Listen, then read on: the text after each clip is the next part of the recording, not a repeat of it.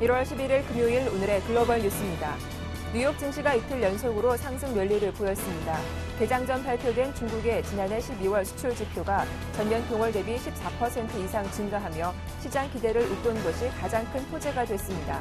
유럽 중앙은행의 낙관적 전망과 스페인 등 유럽 국가의 국채금리가 어느 정도 안정되고 있다는 소식도 상승폭을 확대시켰습니다. 다우지수는 0.6%, S&P 500 지수는 0.75%, 나스닥 지수는 0.51% 상승했습니다. 유럽 증시가 혼조세를 보였습니다. 중국 수출 지표가 호조를 보인 반면 미국 지표가 부진했고 유럽 중앙은행과 영란은행이 별다른 부양 조치를 내놓지 않아 방향성이 엇갈렸습니다. 영국은 0.05% 오른 반면 프랑스와 독일은 각각 0.39%, 0.16% 하락 마감했습니다.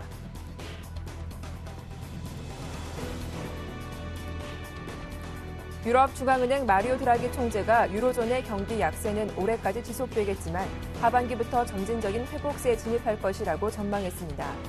유럽 중앙은행은 기준금리를 사상 최저 수준인 0.75%로 동결했습니다. 일각에서는 금리 인하설이 돌기도 했으나 유로존 국가들에 대한 경기 신뢰 수준이 높아지면서 추가적인 금리 압력을 완화할 것으로 풀이됩니다. 앞서 영국 중앙은행 역시 기준금리를 0.5%로 동결했습니다. 미국의 경제 지표는 서로 엇갈렸습니다. 주간 신규 실업수당 청구 건수가 전주 대비 4천 건 늘어난 37만 1천 건을 기록했습니다. 이는 예상치였던 36만 5천 건을 6천 건 이상 상회하는 수준입니다. 반면 11월 도매 재고는 전문가들의 예상치 0.3%보다 높은 0.6%를 증가했습니다. 도매 재고 상승세는 자동차와 석유 제품이 이끌었습니다. 11월 도매 판매는 전월 대비 2.3% 증가한 4,193억 달러를 기록했고 11월 재고 대비 판매율은 1.19를 기록해 10월 1.21보다 다소 낮아졌습니다. 미국 경제가 올해와 내년까지 3% 이상의 높은 GDP 성장률을 보일 것이라고 제임스 블러드 세인트루이스 연방준비은행 총재가 전망했습니다. 블러드 총재는 10일 지속적인 통화 완화 정책과 줄어들고 있는 국내외 경제의 어려움, 낮아진 불확실성으로 인해 미국 경제 성장이 이처럼 더 빨라질 수 있을 것이라며 낙관론을 폈습니다. 이달 말 사퇴하는 티모시 가이티너 미국 재무장관 후임에 제이콥 루현 백악관 비서실장이 공식 내정됐습니다. 루 실장은 백악관 예산관리국 국장을 역임하는 등 의회와 정부 내 예산통으로 뽑히는 인물로 당장 다음 달부터 예정된 16조 4천억 달러의 정부 채무 한도 상한선 높이는 협상 등을 위한 맞춤형 인사로 풀이됩니다.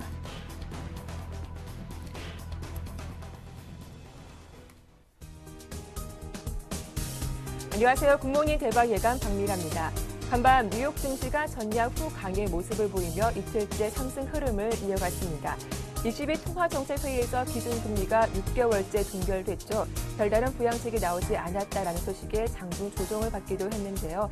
하지만 드라기 총재가 유럽 시장 등에서 긍정적인 전망을 내놓았다라는 소식에 분위기는 다시 회복되는 모습이었습니다. 여기에 중국 지표도 호재로 작용하기도 했죠. 자, 오늘 우리 시장은 금요일장을 맞이하고 있는데요. 오늘 이벤트로는 한국은행의 금융통화위원회가 예정돼 있습니다. 어떤 모습 보이게 될지 저희와 함께 살펴보시면 좋겠습니다. 굿모닝 대박 예감 1부 순서 지금 시작합니다.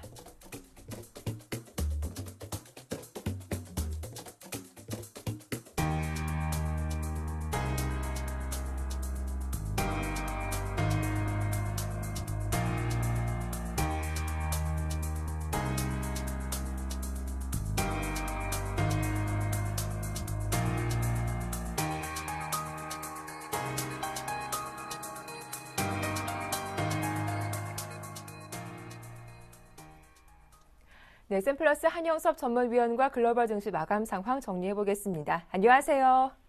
네, 안녕하십니까. 제갈공매입니다. 네, 간밤 뉴욕 증시가 상승세로 거래를 마쳤습니다. 이틀 연속으로 올라왔는데요. 지표는 다소 엇갈린 모습을 보여주기도 했죠. 이슈가 많았던데 자세한 마감 상황부터 살펴봐 주시죠.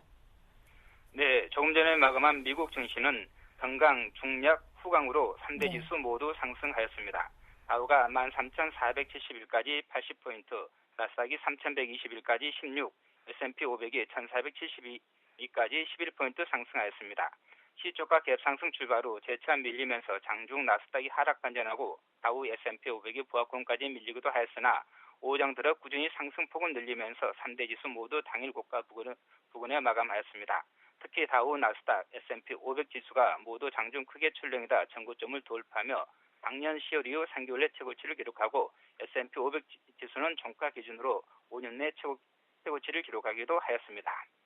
지난주 트럭수당 청구 건수가 37만 1000건으로 예상보다 4,000건 증가하고 11월 도매 재고도 증가했으나 22가 기준금리를 동결하고 12월 중국 수출이 14% 증가해 예상치 4% 크게 상회하여 전 세계 경기 회복 기대감을 높였으며 어닝 시즌에 대한 기대감도 지수 상승폭을 확대하는 데 일조하였습니다.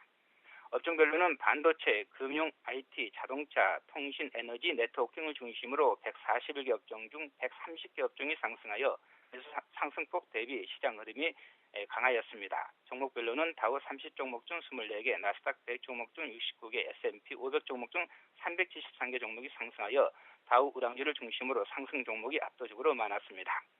중국계 회사인 바이두닷컴이 6%, 베스트바이가 5% 폭등하고 리서치 모션, 뱅크 오브 아메리카, 힐렛패커드, 모건 스탠리, 포드, 골드만삭스, 코닝, 인텔, 랜 리서치, 마이크론, JP모건, 버라이즌 커뮤니케이션, 액션모빌, 애플 등이 크게 상승하며 장을 주도하였습니다. 마이크론이 또다시 1.5% 상승하며 8일간 무려 21% 폭등세를 이어가고 페이스북이 6개월 만에 또다시 최고치를 갱신했으며 최근 조정을 받았던 금융주들이 모건 스탠리가 3.6%, 뱅크 오브 아메리카가 3% 급등하며 대부분 크게 상승하였으며 애플도 1.5% 상승하고 반도체 관련주도 좋은 흐름을 보였습니다. 미국 시장 투자 전략은 상승 추세 유효하니 당분간 금융, IT, 통신, 반도체, 전자상거래 업종 중심으로 강력 매수를 주문하겠습니다.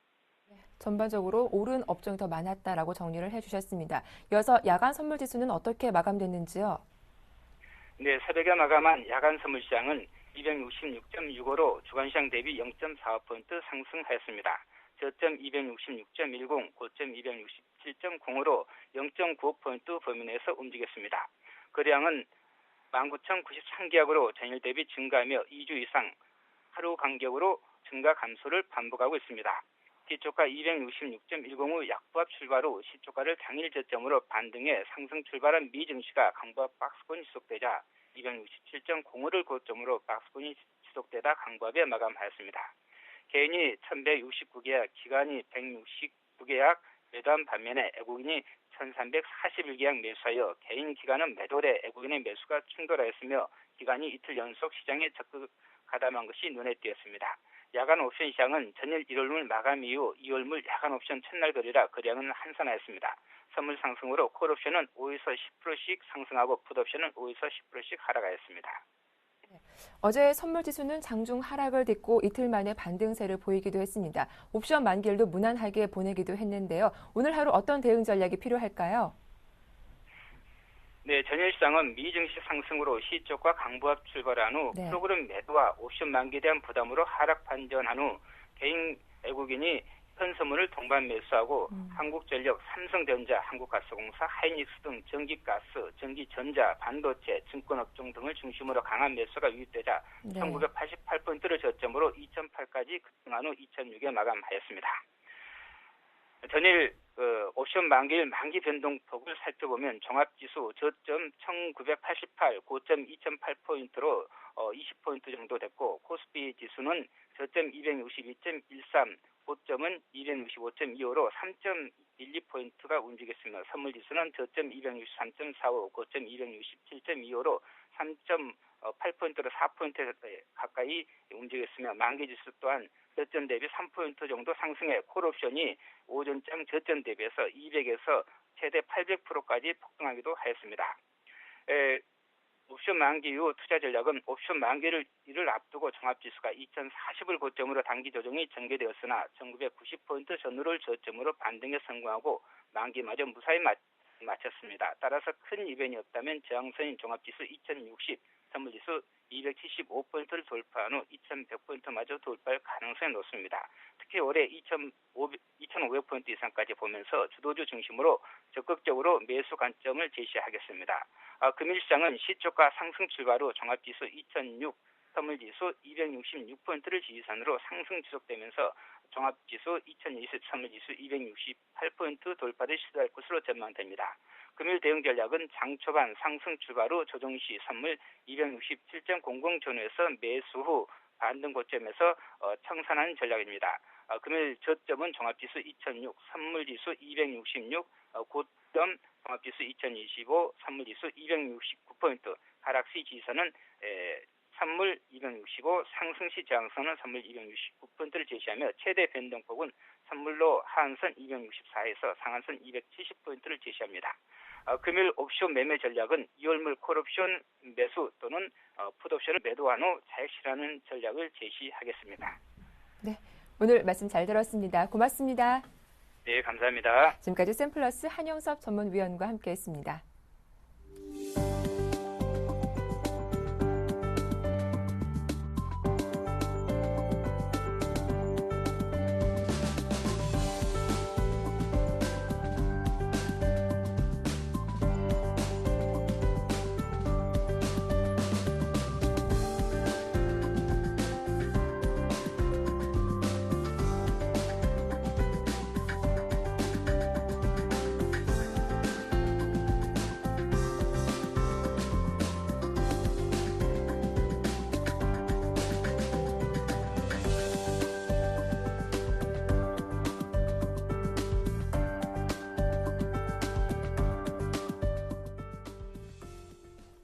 네, 글로벌 주요 이슈 레이크쇼어 인베스터스 이현민 이사와 함께 살펴보겠습니다. 안녕하세요. 안녕하십니까. 자, 각국 중앙은행들의 회의가 본격적으로 시작됐습니다. 먼저 유럽중앙은행과 영란은행 예상대로 금리를 동결시켰습니다. 시장 예상과 부합한 수준이었죠.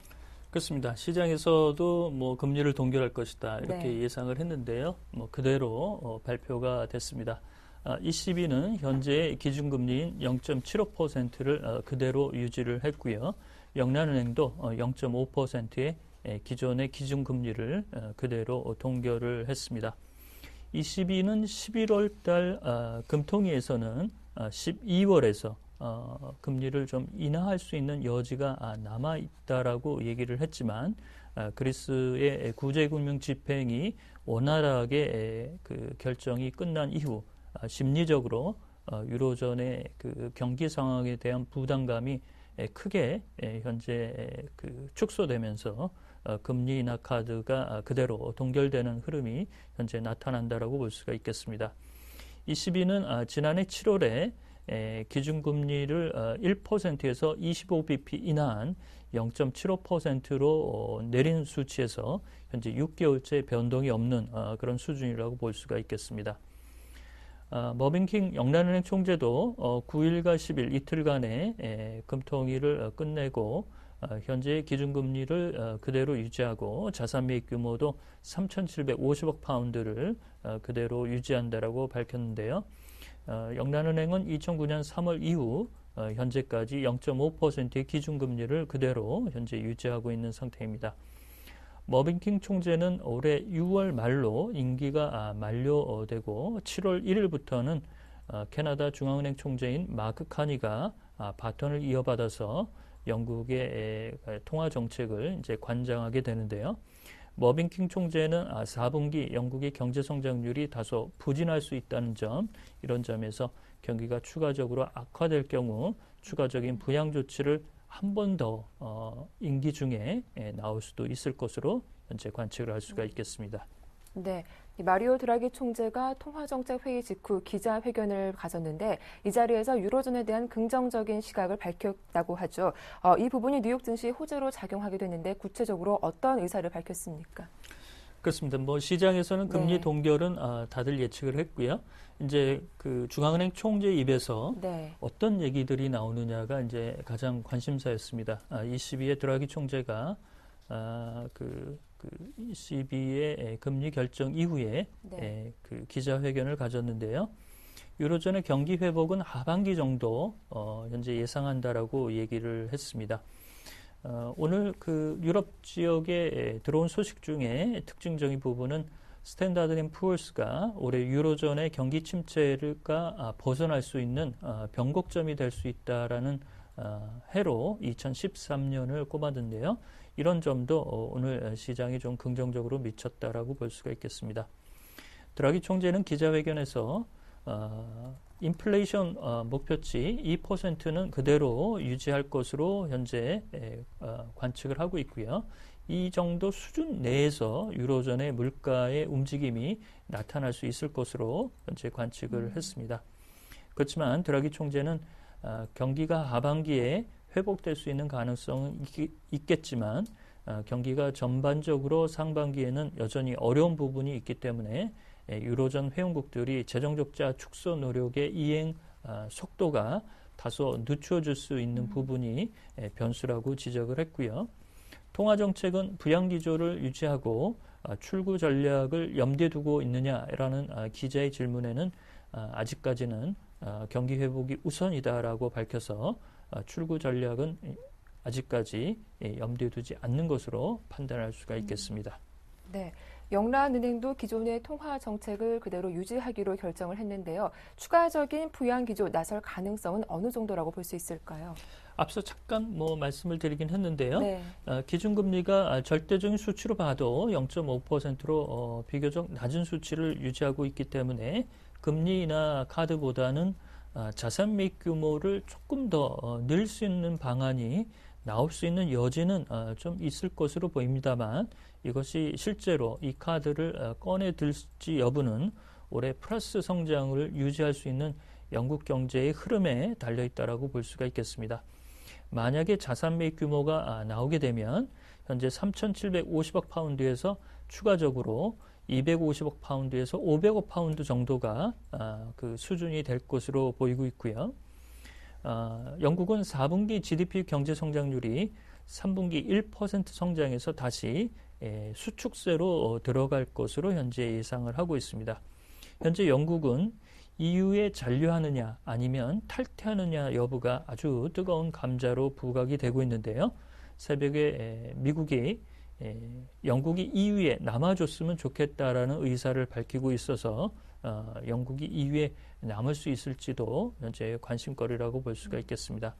그렇지만 영국이 긴축 기조를 다소 계획보다 현재 연장하고 있고 재정적자 감축을 동시에 현재 추구하는 부분 이런 내용들이 경기 회복을 끌어올리기에는 어려운 부분이 있기 때문에 쉽지 않은 내용이라고 볼 수가 있겠습니다.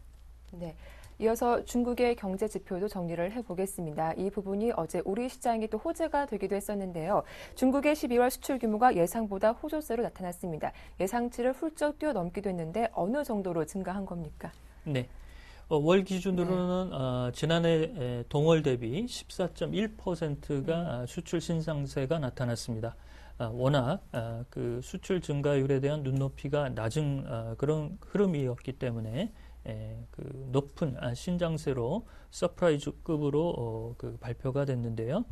중국의 12월 수출이 1992억 3천만 달러로 지난해 같은 동월 대비 14.1%가 상승했고 수입도 6%가 늘어난 수치로 발표가 됐습니다. 1676억 1100만 달러를 기록을 해서 12월 무역수지 흑자 규모는 316억 1800만 달러를 기록을 했습니다.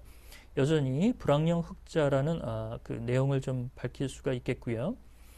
수입에서는 구리는 수입이 좀 감소했지만 원유나 철광석, 철강의 수요가 좀 늘어났다는 점, 이런 점이 특징이라고 좀 볼 수가 있겠고, 다만 유럽 시장이 올해 내내 좀 부진했다는 점, 그렇지만 12월 수출에서는 유럽 지역의 수출이 플러스로 돌아섰다는 점을 고무적이라고 볼 수가 있겠습니다. 그 중국의 수출 시장은 유럽이 1위를 차지했었는데요. 미국에 이어서 유럽이 2위로 밀리고 아시안 시장이 그 약진하는 변화가 큰 지난해였다라고 볼 수가 있겠습니다. 네. 하지만 지난해 전체로 보면 수출 증가세가 2010년 그리고 2011년에 비해서 부진한 모습을 보여주고 있는데 이 증가율이 계속 한 자릿수를 유지하고 있어요. 그렇죠. 결과적으로 글로벌 네. 수요가 탄탄하지 못하는 것이 증가율이 두 자릿수를 가져가지 못한 원인이라고 볼 수가 있겠습니다.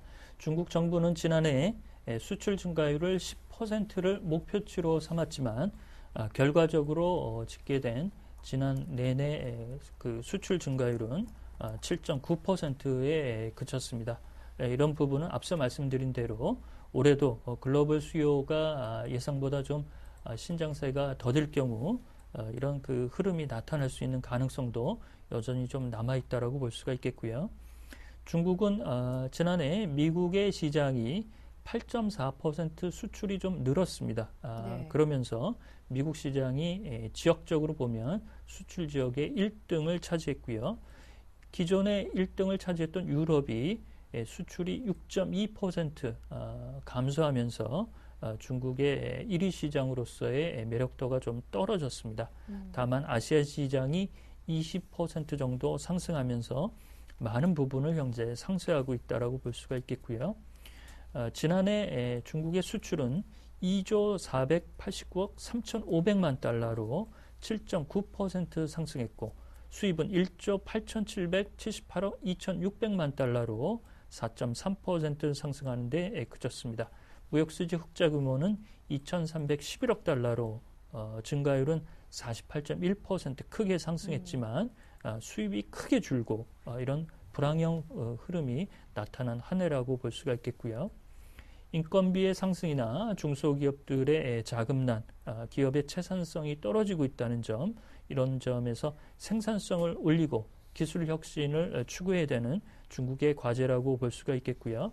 따라서 3월 새롭게 들어서는 그 시진핑 주석 자리에 오른 새로운 지도부가 올해 중국의 수출 증가율을 2자릿수로 그대로 유지할지도 현재 관심이라고 볼 수가 있겠습니다. 네, 이제 다음 주쯤이면 4분기 중국의 GDP 성장률 수치도 발표가 될 텐데 어떻게 전망해 볼 수 있을까요? 12월 수출만 놓고 네. 본다면 3분기가 경기 저점이 될 가능성이 현재까지는 좀 높다라고 볼 수가 있겠습니다. 네. 이제 가장 관심이 되는 것은 이번 달에도 이제 그 중국의 4분기 GDP 성장률 수치가 3분기 7.4%에서 돌아서는 그런 모습을 현재 기대한다라고 볼 수가 있겠고요. 이런 내용들이 현재 상하이 증시가 연초에 좋은 흐름이 나타나는 동력이라고 볼 수가 있겠습니다. 중국은 지난해 1분기에 8.1%, 2분기 때는 7.6%의 GDP 성장률을 기록을 했고 3분기 때가 7.4%로 가장 좋지 않았습니다. 4분기 성장률은 다음 주 이 시간 금요일에 이제 발표가 될 텐데요. 7.4를 올라선 그런 흐름이라고 볼 수가 있겠고 그렇다면 3분기까지의 평균 성장률 7.7%를 넘어서는 7.7%에서 8% 수준 내에서 수치가 결정이 될 것으로 보이고 있습니다. 오늘 파이낸셜 타임스는 시진핑 총서기가 올해 3월에 이제 주석직에 오를 경우 강력한 경기 부양에 나서기에는 물가가 괴롭힐 것이다라고 얘기를 했는데요. 최근에 중국도 냉해로 인해서 이런 채소값이라든지 식료품 가격이 크게 오르고 있습니다. 그래서 상반기 중에 이런 물가와 춘절의 수요 이런 내용들에 대한 관심이 조금 더 높아지지 않을까라고 볼 수가 있겠습니다. 네. 오늘은 각국 중앙은행의 통화정책회의와 또 중국의 경제지표 내용에 대해서 자세하게 정리를 해봤습니다. 레이크쇼어 인베스터스 이현민 이사와 함께했습니다. 도움 말씀 고맙습니다.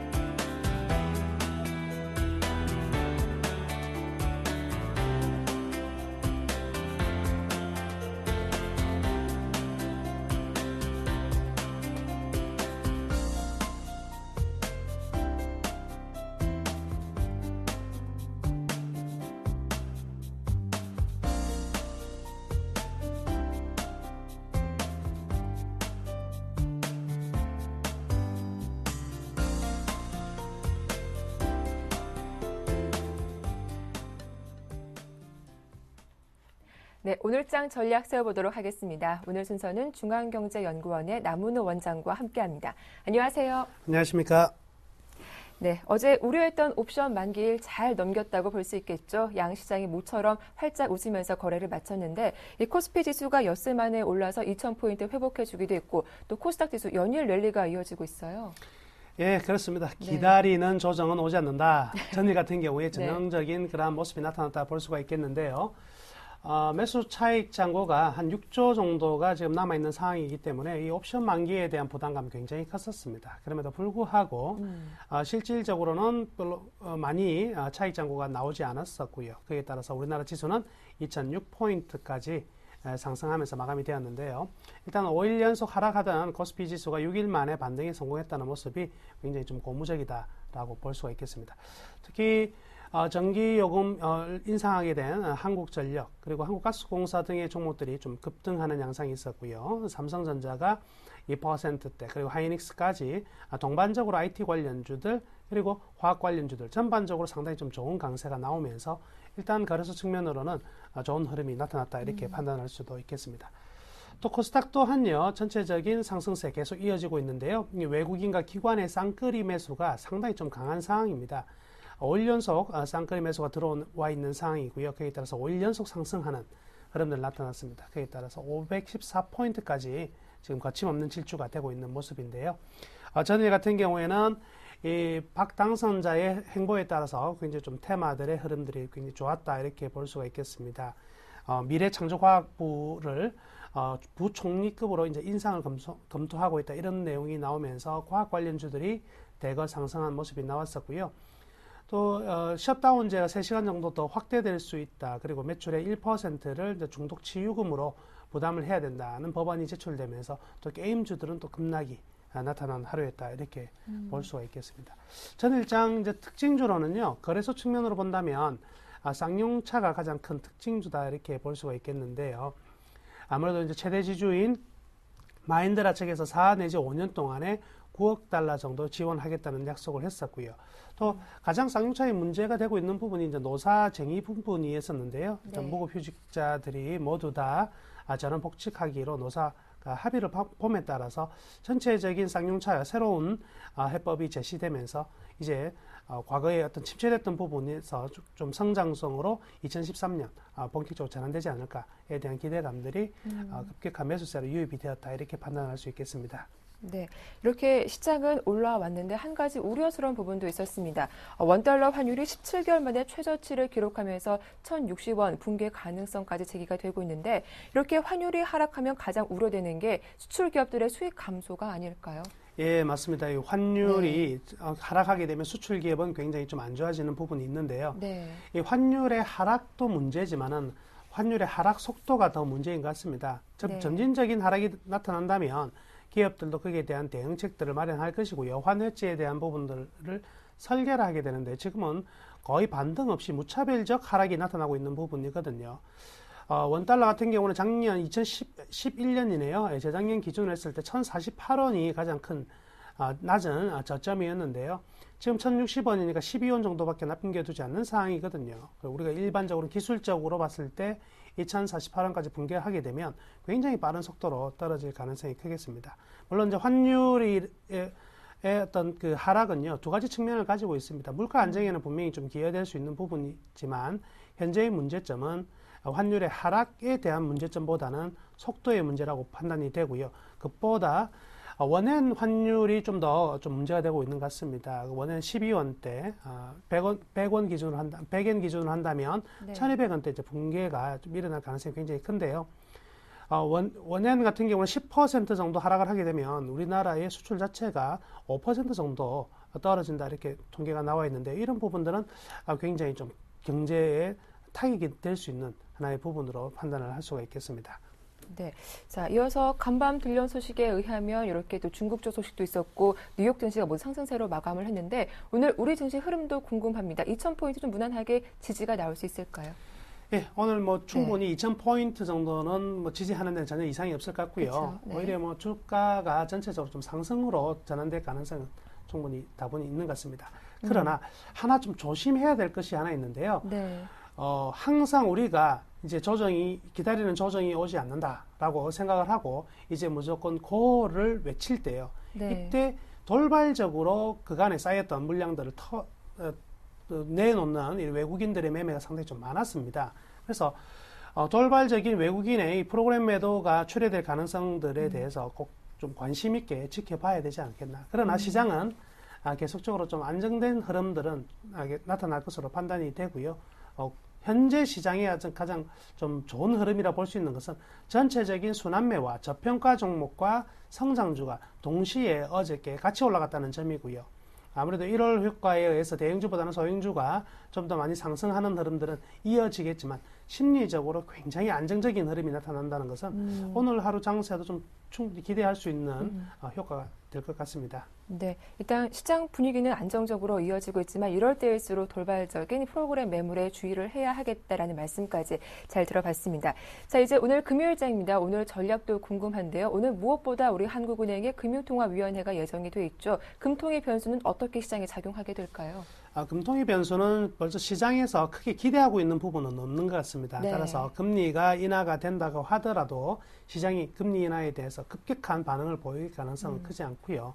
동결 같은 경우에도 주식시장에 영향을 미치지는 않을 것 같습니다. 다만 두 개의 변수 중에서 25pp 정도 인하를 한다면 분명히 네. 주식시장에서는 조금 더 호재로 받아들이면서 상승할 가능성이 크고요. 환율 측면에서도 분명히 좀 도움이 될 수 있는 부분이 나타날 것 같습니다.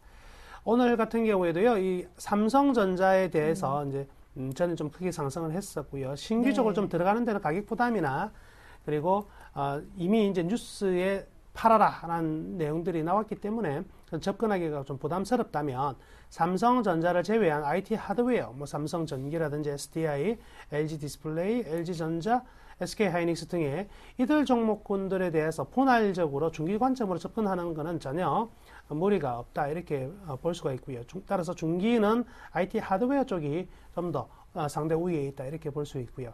단기적으로는 지금 외국인 그 기관들이 코스닥에서 계속적인 매수 성향을 보이고 있는데요. 이 매수 기조에 추가적으로 좀 따라가는 종목들이 굉장히 좀 있습니다. 이들 종목에 대해서는 단기적인 어떤 상승 탄력이 좀 강화될 수 있으니까 단기적인 접근은 이들 종목이 좀 유효하다 이렇게 볼 수가 있겠고요.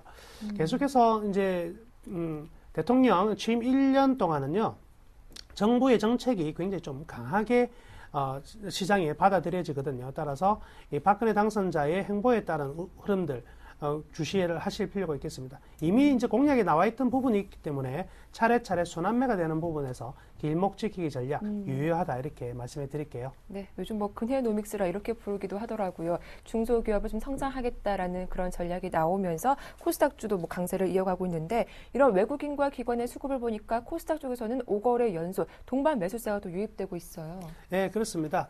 외국인 같은 네. 경우에도 마찬가지겠지만 지금 코스닥은요. 현재 과거를 바라보기보다는 2013년에 대한 기대감이 굉장히 커져 있는 부분입니다. 그럼 2013년에 대한 기대가 왜 커져 있냐면 2012년 같은 경우에는요, 일반 우리나라 대기업 같은 경우는 자기의 어떤 수익을 위해서 달려왔다면 최근 이제 박근혜 당선자 같은 경우는 이익의 공유를 굉장히 좀 중요시하고 있는 부분이거든요. 네. 그에 따라서 이 삼성이나 LG, 현대차 그룹들의 올해 대규모 투자 설비가 늘어날 가능성이 굉장히 많고요.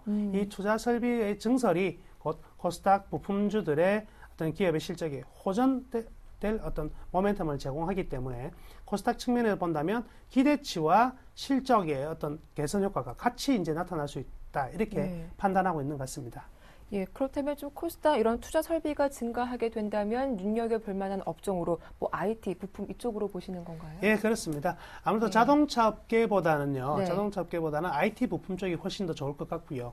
코스닥의 어떤 시가총액 대부분을 차지하고 있는 부분들이 이 IT, 반도체라든지 디스플레이, 그리고 휴대폰 부품, 이들 관련 종목들의 어떤 올해의 이익이 좀 증가되는. 작년에는 메인 업체였다면 이제는 부품주가 좀 더 탄력을 받을 수 있는 가능성이 굉장히 크다고 볼 수가 있고요. 그리고 장기간 조정을 보였던 소프트웨어 관련주들이 네. 이 박근혜 당선자의 본격적인 이 소프트웨어 강화 어떤 정책에 힘입어서 새로이 부상할 가능성도 크다 이렇게 볼 수가 있겠습니다. 네, 오늘 뭐 IT 쪽에 좀 초점을 맞추신 것 같은데 그래서일까요? 오늘 관심 종목 삼성 SDI더라고요. 자세한 설명 들어볼게요. 예, 삼성 SDI 같은 경우에는요, 삼성전자의 제품에 납품하는 하나의 부품업체라고 볼 수가 있는데요. 네. 2차 전지 관련해서요, 이 삼성전자의 지금 휴대폰, 스마트폰 시장에서요, 전 세계 점유율이 굉장히 지금 많이 올라왔거든요. 이제부터의 전쟁은요, 안에서의 핵심 부품 경쟁도 충분하지만 그것보다는 이제부터는 배터리가 굉장히 중요한 것 같습니다. 그래서 향후 이제 얼마만큼의 이 많은 소프트웨어들과 하드웨어를 구동시킬 수 있는 이 전력이 필요하느냐가 관건이 될 것 같거든요. 그래서 크기도 문제고 지금 디스플레이 크기도 굉장히 커졌거든요. 여기에 대해서 어느 정도 시간을 끌 수 있는 이 배터리가 나오느냐, 즉 2차 전지 시장의 본격적인 성장이 이제 시작되는 부분이 아닌가 이렇게 싶고요. 또한 대면적 폴리머 전지 시장 자체가 이미 이제 확대가 되고 있는 부분이기 때문에 삼성 SDI 같은 경우에는요, 2013년이 2012년을 훨씬 뛰어넘는 턴어라운드가 시작된다 이렇게 볼 수가 있겠습니다. 4분기 실적 좀 안 좋게 나타날 것으로 기대가 되고 있는데요. 1분기, 올해 1분기 말부터는 본격적인 실적의 개선이 눈에 이제 드러날 것으로 판단이 되고 있고요. 주가가 상당히 좀 횡보하는 모습들이 지금 1년 이상 지속되고 있는 흐름인데요. 그럼에도 불구하고 이 외국인들의 매수세가 상당히 좀 많이 들어오고 있는 부분입니다. 차트를 보면서 설명해 드리자면요. 지금 2012년에 평균적으로 낮은 가격이요, 13만 원대였고요. 고가가 17만 원대였고요.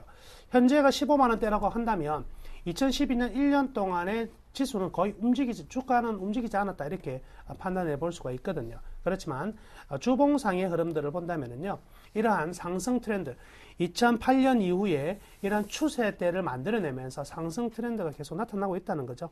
따라서 지금 삼성 SDI 같은 경우에는요, 현 가격에서의 2013년 실적을 바라본다면 일단 뭐 단기적인 어떤 상승세 충분히 가속화될 가능성이 크고요. 좀 짧은 목표치로 본다면 한 18만 원대, 그리고 장기적으로 본다면 20만 원대 이상으로 충분히 좀 기대해 볼 수 있지 않나 싶습니다. 그래서 매수가는요, 현 가격 부근입니다. 15만 5천 원권 이하면 매수에 접근하기 괜찮을 것 같고요. 1차 목표가는 한 17만 5천 원 정도. 네. 그래서 손절매는 이 추세 라인의 하단부를 이제 하회하는 가격, 즉 14만 한 5천 원 정도 선되면 일단 손절매를 고려하시는 게 투자에 좋을 것 같습니다. 네, 오늘의 관심 종목 삼성 SDI였죠. 현재가 부근에서 매수 접근 가능하겠다라는 말씀 잘 들었습니다. 지금까지 중앙경제연구원의 남은우 원장과 함께했습니다. 도움 말씀 고맙습니다. 예, 감사합니다.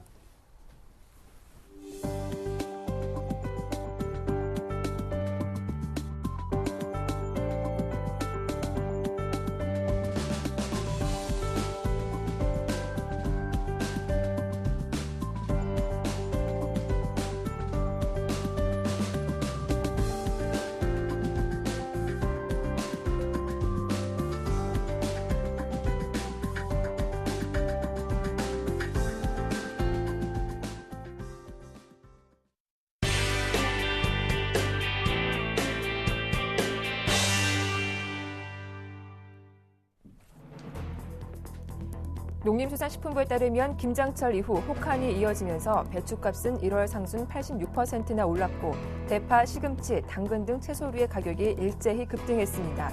또 제분 업체들도 밀가루 가격을 8% 인상했습니다. 쌍용차는 어제 무급휴직자 전원을 3월 1일자로 복지시키기로 했습니다. 쌍용차 무급휴직자는 업무 복귀는 지난 2009년 8월 구조조정 이후 약 3년 7개월 만에 이루어지게 됐습니다. 삼성전자는 CES 2013 기조연설에서 차세대 모바일 부품 시대를 이끌 플렉서블 올레드 U을 일반인에게 공개했습니다. 플렉서블 올레드 U은 휘어질 뿐만 아니라 깨지지도 않는 디스플레이 부품으로 차세대 모바일 기기에 적용될 미래 기술로 전망됩니다.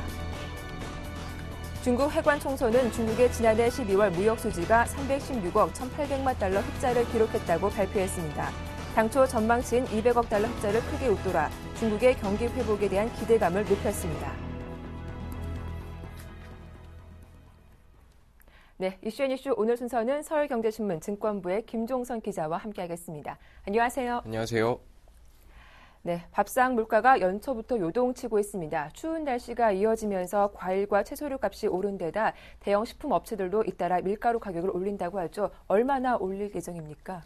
네, 그 농림수산식품부에 따르면 김장철 이후 혹한이 이어지면서 배추값은 1월 상순 86%나 올랐고 대파와 시금치, 당근 등의 가격도 일제히 급등했습니다. 대선 이후 눈치만 살피던 식품업체들도 일제히 가격 인상 행렬에 동참했는데요. 동아원, CJ제일제당, 대한제분 등 제분업체들은 밀가루 가격을 8% 이상 올렸습니다. 1kg에 1,300원 하던 것이 1,400원으로 100원 오른 것입니다. 이에 따라서 밀가루가 주요 원료인 제빵, 제과, 라면 업체들도 가격 인상을 연이어 검토하고 있는데요. 자장면과 칼국수 등 밀가루를 사용하는 중소자영업자들은 불황으로 손님이 줄어드는 상황에서 자료값 인상이라는 고통을 고스란히 떠안아야 할 상황입니다. 비상에 걸린 정부는 즉각 대응에 나섰는데요. 농림식품부는 최근 수급 조절용으로 확보하고 있던 겨울 배추 8,000톤 중 600톤을 대형 유통업체와 전통시장 등을 통해 시중가보다 40% 저렴한 가격에 공급하고 있습니다. 또 현재 정부는 제분용 밀과 가공용 옥수수, 설탕, 식용유 등에 대해서 올해 할당 관세 적용을 해오고 있는데요. 물가 급등세가 나타날 경우 언제라도 적용 품목을 늘릴 수 있다는 입장입니다. 네, 국제 곡물 가격 상승도 국내 물가 상승의 주요 부담 원인이 되고 있겠죠. 네, 그렇습니다. 그 세계 최대 옥수수 생산지인 미국의 옥수수 공급량은 올해 지난 1995년 이후 17년 만에 최저치를 기록할 것으로 전망됩니다. 옥수수 가격은 올해 17%가량 뛸 것으로 골드만삭스 등 투자기관들은 내다보고 있는데요.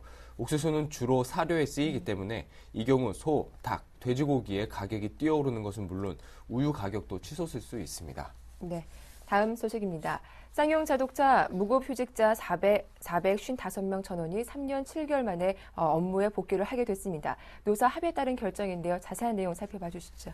네. 그 쌍용 자동차는 어제 무급휴직자 전원을 3월 1일자로 복직시킨다고 밝혔습니다.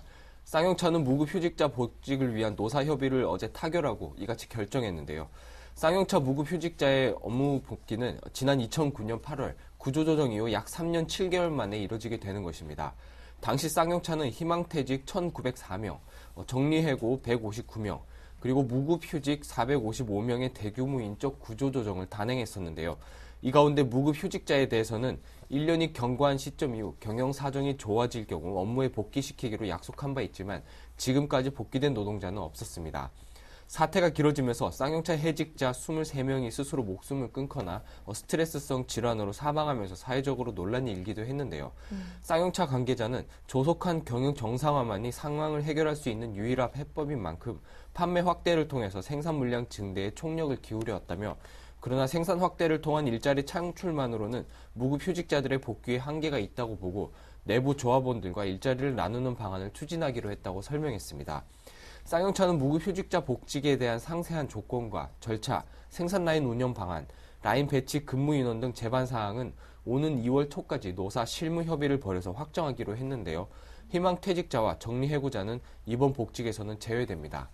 한편 쌍용차 측은 정치권 일각에서 논의되는 국정조사 계획에 대해서 기업의 이미지 훼손과 국제 신인도 하락으로 판매 감소, 경영 악화가 우려된다며 강한 반대 의사를 밝히고 있습니다. 네. 미국 라스베이거스에서 세계 최대 가전제품 전시회인 CES 2013이 열리고 있습니다. 이 자리에서 삼성전자가 유연하게 휘어지는 플렉서블 6일 발광 다이오드 디스플레이를 공개했다고 하는데 그 반응도 뜨거웠다고 하죠. 네, 그렇습니다.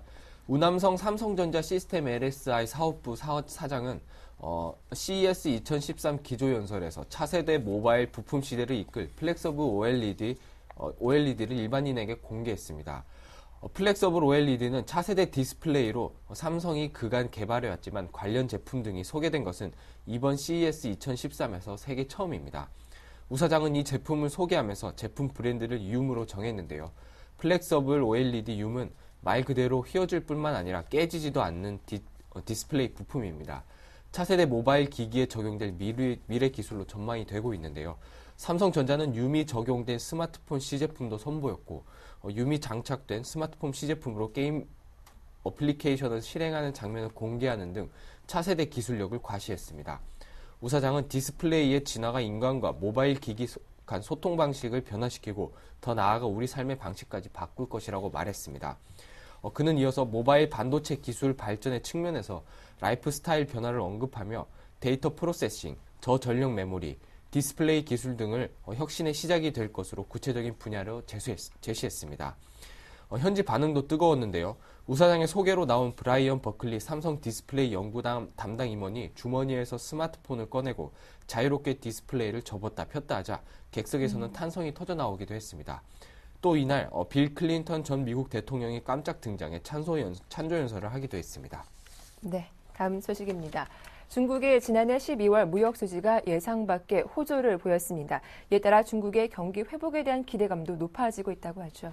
네, 중국 해관 총서는 중국의 지난해 12월 무역 수지가 316억 1,800만 달러 흑자를 기록했다고 밝혔습니다. 이는 당초 전망치인 200억 달러 흑자를 크게 웃도는 수준인데요.